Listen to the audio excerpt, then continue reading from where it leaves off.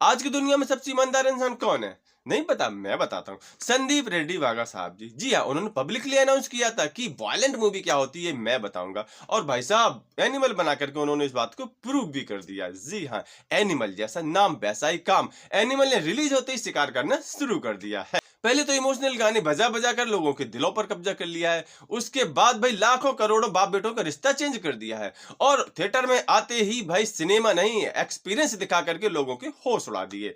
बॉबी देओल की एंट्री पर जो गाना बजाया ना भाई साहब, उसने उन लोगों को भी डांस करने पर मजबूर कर दिया जिनके लिए पप्पू कांट डांस साला गाना बना था। और फिर बारी आई बॉक्स ऑफिस की। तो भाई साहब बॉक्स ऑफिस पर तो मैथ्स का ऐसा खेल बिगाड़ा कि इस खेल को सुधारते सुधारते कैलकुलेटर की बैटरी खत्म हो गई। 2023 में सबसे ज्यादा पैसा बनाया था जबान मूवी ने शाहरुख खान की। उसने 400 करोड़ के लगभग यानी लगभग 384 करोड़ रुपए 3 दिन में पीट लिए थे।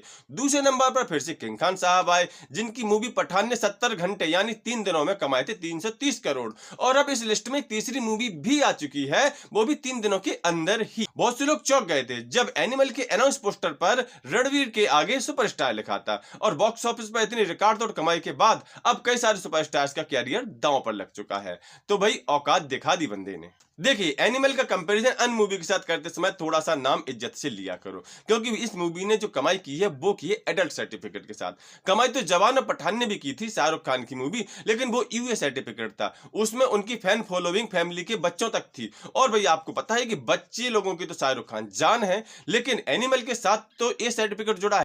वो सारी की सारी ऑडियंस यहाँ से गायब है। फिर भी मूवी अगर पठान और जवान से कंधा मिलाकर चल रही है तो भाई समझ जाइए कि अब ये मूवी पब्लिक की मूवी बन चुकी है। और अब पब्लिक डिसाइड करेगी कि 500 करोड़ जाएगी या 1000 करोड़ जाने वाली है। मुद्दे की बात पर आते हैं कि इस मूवी का कलेक्शन कैसा रहा। तो भाई साहब एनिमल मूवी का जो ओपनिंग डे था वो क्रिटिक्स और पब्लिक की अपेक्षाओं से बहुत ज्यादा 116 करोड़ पर जाकर के रुका था। यानी पहले दिन की कमाई एनिमल की रही 116 करोड़। दूसरा दिन तो और भी ज्यादा ब्लास्टिंग था, जब पहले दिन की कमाई को भी पार करके एनिमल मूवी 120 करोड़ पर जाकर रुकी। यानी महज 2 दिन में ही एनिमल मूवी 236 करोड़ का आंकड़ा पार कर चुकी थी। अब बारी आती है तीसरे दिन की यानी संडे की। तो जैसा कि अर्ली एस्टिमेट्स आ रहे हैं, ये मूवी इन दोनों दिनों के रिकॉर्ड को तीसरे दिन तोड़ने जा रही है। जी हां, अकेले इंडिया से ही लगभग 70 करोड़ 68 करोड़ के पार जा रही है। कल हिंदी पट्टी से ही 60 से 62 करोड़ रुपए कमाने जा रही है। तीसरे दिन कलेक्शन भी आप 110 से 115 करोड़ मान सकते हो। यानी कुल मिलाकर के रणवीर कपूर की मूवी तीसरे दिन सेंचुरी की हैट्रिक मार रही है। जी हां,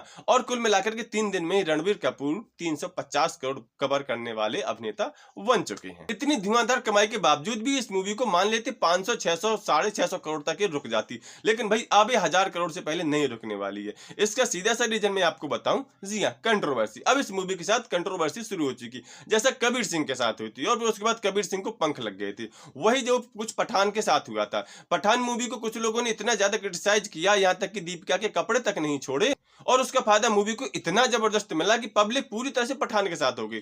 लोगों ने तो 2-2 3-3 4-4 बार रिपीट मोड पर आकर के इस मूवी को देखा था पठान को, और पठान जबरदस्त कमाई करने वाली मूवी बन गई थी। वही सेम चीज अब होने वाली है एनिमल के साथ।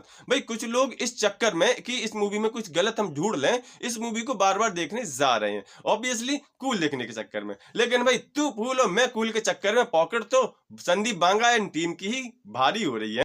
और इसी चक्कर में अब लोग इस मूवी के सपोर्ट में भी आ गए हैं। तो भाई अब रणवीर कपूर को 1000 करोड़ के पार भी तो पहुंचाना है। कर लो क्रिटिक्स, कर लीजिए कंट्रोवर्सी। और ये बात मैं तुक्के से नहीं बोल रहा हूँ, रिकॉर्ड्स और वर्तमान ट्रेंड ऐसा बोल रहा है। भैया मुंबई में तो आप समझ लीजिए कि रात के 2 बजे शो चालू करने पड़ रहे हैं और सुबह 5:30 बजे शुरू हो जाती है। अब आप इसकी क्रेज का अंदाजा लगा सकते हो। हाँ, ये अलग बात है कि 20 दिन बाद डंकी आने वाली है, सालार भी आने वाली है, लेकिन तब तक तो ये काफी कमाई कर चुकी होगी। अभी 3 हफ्ते बाकी हैं और उसके बाद भी मैं आपसे कह रहा हूं कि ये मूवी इन दोनों मूवी के आने के बाद भी अपनी जगह बनाकर रखेगी। इस मूवी का कंटेंट ही इतना पावरफुल है। मैथ्स अपनी जगह है और पब्लिक के दिल में किसी मूवी के लिए रिस्पेक्ट अपनी जगह है। संदीप बांगा रेड्डी साहब ने यही एनिमल के साथ किया है। ऑनेस्टली कहें तो अभी तक इंडिया में ऐसा सिनेमा बनाने की हिम्मत किसी दूसरे बंदे ने नहीं दिखाई है और इस बात को सबको मानना पड़ेगा। तो सर झुकाओ। पर्सनली मैं अपनी बात कहूं तो भाई मुझे इस मूवी में ऐसा कुछ अजीब नहीं लगा है जैसा कि लोग कंट्रोवर्सी करने की कोशिश कर रहे हैं। बस मूवी ने एक शीशा सबके सामने रख दिया है। अब उसमें किसी को कुछ गलत लग रहा है तो शायद ये गलती उसके अंदर है। बस संदीप बांगा रेड्डी साहब ने उस पर नमक डाल दिया है। भाई गलती छुपाना सबको आता है, मानना कोई नहीं चाहता। तो भाई वीडियो में कुछ भी अच्छा लगा हो तो आप कमेंट या लाइक करके जता सकते हो। बाकी हम मिलेंगे किसी और वीडियो में, तब तक के लिए बाय।